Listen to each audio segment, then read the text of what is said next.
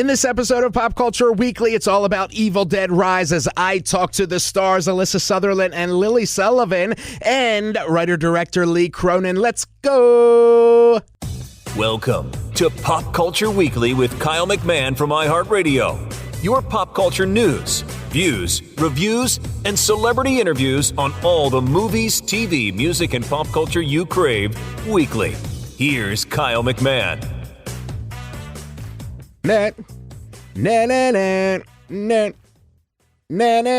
Hello, and welcome to Pop Culture Weekly with Kyle McMahon. I, of course, am Kyle McMahon, and I'm excited because it is all about the brand new horror film, Evil Dead Rise. It is so good. I don't know if you saw my review, read my review. If you haven't, go to popcultureweekly.com, and I'll just tell you a little bit about it here. It is brutal in a good way. It is unflinchingly horror-filled. It is so good. I love it. I can't believe some of the things that happened in it. And I don't want to, totally spoiler free, of course, but I'm really happy. It sounds sick as a horror fan. I'm really happy as a horror fan that they went to some of the places that they went. I mean, if you're a horror fan, you will love this movie. If you're an Evil Dead fan, you will love this movie. There's so many great Easter eggs and references and callbacks to the various, films and the series and comics and all of that stuff. The whole Evil Dead franchise. There's various Easter eggs and references and callbacks to many things throughout the Evil Dead franchise that you will love it. I'm going to go see it again. I saw it a couple of weeks ago in New York, so, I could interview the cast and do my review and all that. But now that it's out in theaters today, I'm going to go see it again because first of all, it's so good. But secondly, there's so much that references and Easter eggs and stuff that I want to make sure that I got them all, and I'll probably go on the internet and see which ones I missed and then go see them in the theaters using my Regal Unlimited Pass. I love that. And by the way, if you're not using the Regal Unlimited Pass, what are you even doing with your life? It's like $22 a month to see unlimited movies. I could go 4 times a day if I wanted. I could go 4 times a month if I wanted. And that's all it is. It's $22 to go to see unlimited movies. That's it. And you get 10% off all your concessions, and you get all kinds of rewards and bonuses and points and all that good stuff. So I love my Regal Unlimited Pass, and I'll probably be using it to go see Evil Dead Rise once again because it's so good. Also, I told you last episode, I should say, because we had a special episode yesterday, depending on when you listen to this, we had a off-schedule episode for air. I talked to Matt Marr, as well as in celebration of 420, which of course is Potato Chip Day. We had the Broken Lizard comedy troupe on, as well as Adrienne Palicki, who star in the new Broken Lizard film Quasi, which is really awesome. But in that, I also announced a Taylor Swift contest to win 2 tickets to see the Eras Tour in Philadelphia. All 3 nights at the Lincoln Financial Field are sold out, and you have your chance to win 2 tickets to see Taylor Swift on the Eras Tour, courtesy of Pop Culture Weekly. You're welcome. I am really excited. It's a huge giveaway. I'm going to be at the show, of course, because, I stan a Tay-Tay, and I love Midnights, and I love Taylor, and so go to popcultureweekly.com, and you can enter to win. If you're not in the Philly area, you're going to have to provide transportation for yourself, but it's going to be an awesome time. Okay. Also, in the previous episode, I talked about I'm going to start working with Deadline, who I love. Deadline has been around since 2006. They are like a breaking news entertainment industry Hollywood Bible. I go to Deadline 30 times a day to get the breaking news. And, I get press releases and my friends in the industry and all that stuff. I get my news from lots of places, but Deadline is always on top of things immediately as it happens with really in-depth reporting, great content. And so I'm really excited because I'm going to be working with them. And what we're going to be doing, I'm really stoked about this. We're going to be having some of the talent, the editors, and such from Deadline come on the show as guests, and we'll talk about various things going on in Hollywood. Maybe it's something like best fall TV shows to look forward to, or best, summer movies to look forward to, or whatever it may be. So I'm really stoked about that. One of my favorite podcasts of theirs, and I mentioned this, in the previous episode as well, is Deadline. It's called 20 Questions on Deadline. And each episode, they talk to a different star. They give them 20 questions. And it's really all like encompassing about their dreams and their hopes and their failures and successes. It's really a great podcast. And if you like my show, if you like Pop Culture Weekly, you'll like 20 Questions on Deadline. So I have the show in the show notes. I have the links. And by the way, if you want more in-depth show notes, go to podcast.popcultureweekly.com. So popcultureweekly.com is all your the blog and the videos and all that stuff. If you go to podcast.popcultureweekly.com, that goes really in depth with transcripts and uncut interviews and all kinds of stuff. And it's all free, obviously. So check that out. But today, let's get in, because I'm really, really excited about this, because I love Evil Dead Rise. It is so good. We need more horror films like this.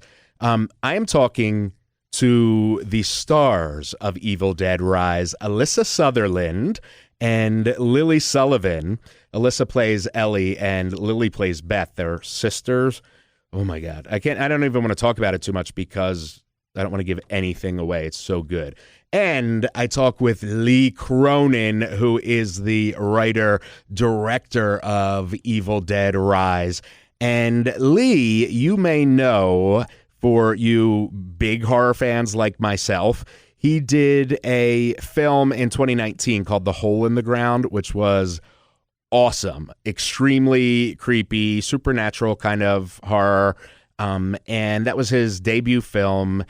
And it follows a girl who suspects that her son, or I guess a woman who suspects that her son's behavior is linked to this like sinkhole that has popped up. Premiered at Sundance in 2019. So good. And so if you like supernatural horror, go check out his debut film, The Hole in the Ground. So anyway, I talked to Lee about the fifth film in the Evil Dead franchise, which he wrote and directed, Evil Dead Rise. So let's just get right into it, okay? Let's get right into it. Let's first start off with the stars of Evil Dead Rise. Here they are, Alyssa Sutherland and Lily Sullivan. Hey, Kyle McMahon, I don't even know my show. iHeartRadio's Pop Culture Weekly. How are you both doing? Thank you for joining me. All right. So I saw Evil Dead Rise last night, and I was blown away at how awesome it is. I'm a huge horror fan. I'm a huge Evil Dead fan. And so this was so awesome for me. And, and Evil Dead fans, as I'm sure you guys have learned, are very vocal and opinionated, and I loved it. So congratulations to both of you for that. Thank you. Means a lot. Yeah. So for you, and Alyssa, we can start with you. One of the things that I loved about Evil Dead Rise is it has a lot of heart and soul, which is, seems kind of funny to say, but it really, really does. To me, it's really about family. Did you find that interesting, coming into this big horror franchise and then being like, wow, I have this juicy, meaty role? Yeah, absolutely. I mean, how often does that come along? Like, I think just generally speaking, you don't get to play two roles in a film very often. But then to take that further, to be a woman and for, the bigger of those two roles to be just a completely psychotic female monster. Like that just doesn't come along. And it was such a gift for me. I've been aching for a role like this for so long, and I love what Lee's done with Evil Dead Rise. It's like you take that premise of the cabin in the woods, but you put it in your home, and it's so close. Like all of a sudden, the place where you're meant to be safe, the woman that's meant to be safe to you isn't anymore, and it like flips your world upside down because what you believe to be your security is taken out from under you. And I love that we do that. Like the stakes are at their highest. And how about for you, Lily? Especially, you have an incredibly deep backstory as well. Yeah, I mean, I love that the film takes that little bit of time at the beginning, so then it can kick you in the guts.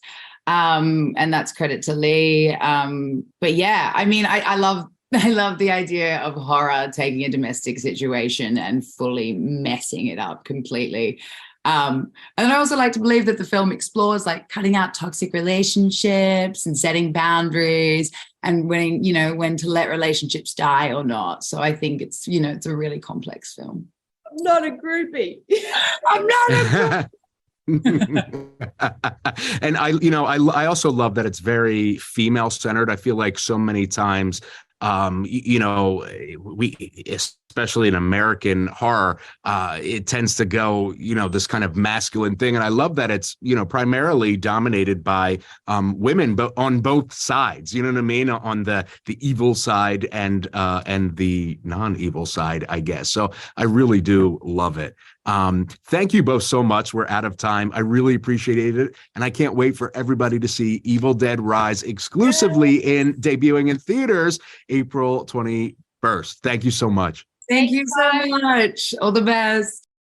Alyssa Sutherland and Lily Sullivan. Awesome. They are so good in Evil Dead Rise.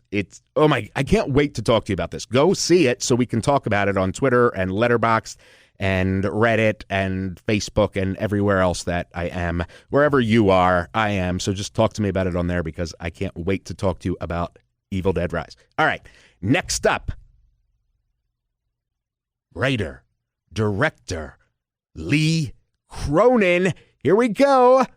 Lee Cronin. Thank you so much, Lee, for speaking with me. I really appreciate it. My pleasure. Hi, Kyle. How are you? I'm doing well, thank you. I absolutely love Evil Dead Rise. I saw it last night, and it is so good. As a huge fan of the franchise and horror myself, for you, what is it like to do a film that has such history and love from a very vocal fan base? It's a really exciting prospect. It's a hard job. Movie making's always tough. But I love the Evil Dead fan base from the point of view of that they want more and they want more adventure. They want more story. They want more horror. They want the lore to grow. So it's just a really exciting opportunity. And I think one of the things that I was really enthused by in approaching the movie was to both give the fans more of what they hoped for, but actually to open up the world and bring in new fans. Because I think this movie is something that, yes, it's scary as a good horror movie should be, but it's also a really entertaining roller coaster, something that you can go with your friends and have a really good time at the movies.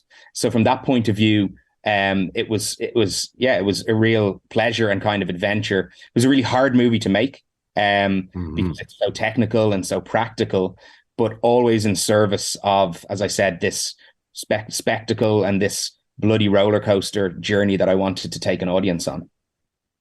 I love it, and I think it was done extremely successfly. And one of the things that I love about it, at least for me, in my opinion, is that you could obviously tell me I'm wrong as the writer and director, but I feel like it could be a sequel, it could be a prequel. Like it's a really great hopping on point for somebody who's never seen anything with Evil Dead.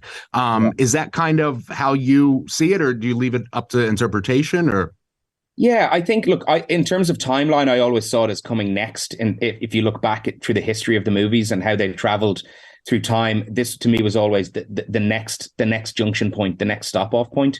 But it was very intentional to create something that maybe a younger audience who haven't seen an Evil Dead movie before could come and have that experience. It's a little like for maybe someone growing up didn't get to see Jurassic Park, but then they got to see Jurassic World, right?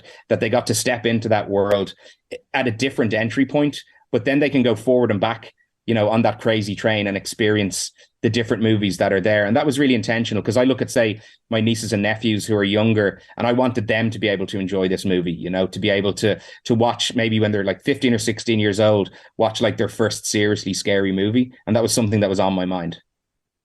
Yeah, and you, it's amazing, and I think you achieved that as well. And the other thing I really loved is all the little callbacks and Easter eggs for fans like myself. With the well, I won't spoil it, but there's so many cool, Easter eggs. I feel like for fans of the franchise that really showed your love of the this world as well. Yeah, and I think it was important to offer those to the fans. I think with this movie, actually, the deeper you look, the more that you'll see. Some of them are very obvious. Some of them are direct callbacks to moments that people love, but some of them are much more buried in the detail of the movie. So it's definitely a film you need to watch more than one time to pick up on all of those little details that the fans will love. Awesome. Thank you, Lee, so much for joining me. I can't wait to everybody to see Evil Dead Rise in theaters only. Thank you so much. Take care. Lee Cronin. Oh my God. He is so awesome. And I it's going to be having problems speaking today because I'm so excited about Evil Dead Rise. So I can't say anything about it without giving it away. I mean, not that I would be spoilery, but I just want you to go in and just love it with knowing as minimal as possible. But obviously the gist is that, these two estranged sisters come together and end up just trying to survive to save their family from deadites, from the dead, the demonic creature people, deadites. All right. So, and then I'm really having a problem today and it has nothing to do with 420. So, all right. I will see you next time.